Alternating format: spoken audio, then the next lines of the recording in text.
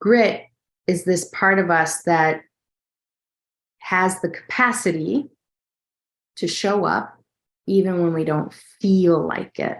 And we'll talk about the practical steps again later about how to do that. But I want to give you a little bit more context on grit and how it's different from hustle culture.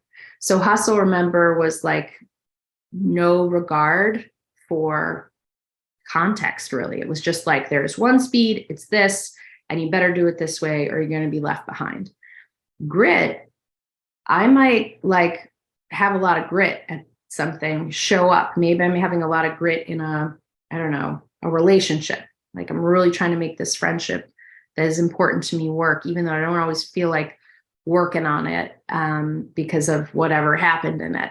If I keep showing up and maybe I make mistakes and I flop and I have challenges, grit holds a context for your failure. Grit doesn't see failure and go like, oh, well, you're out of here. You screwed it up. Grit's like, wow, that was really hard. I really screwed that up and I'm committed to making this work. So I'm going to keep showing up. You're starting to see the difference there? Hustle is just like, you're right or you're wrong. You're on the path or you're left behind. Grit, holding context for failure.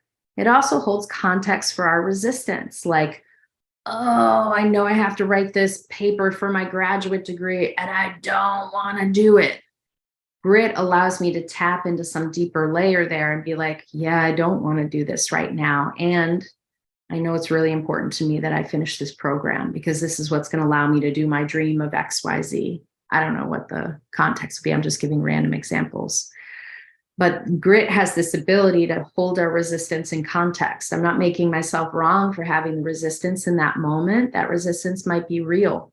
It might be valuable feedback that, hey, maybe you need to take a break and have a rest and then get back to writing your paper, for example.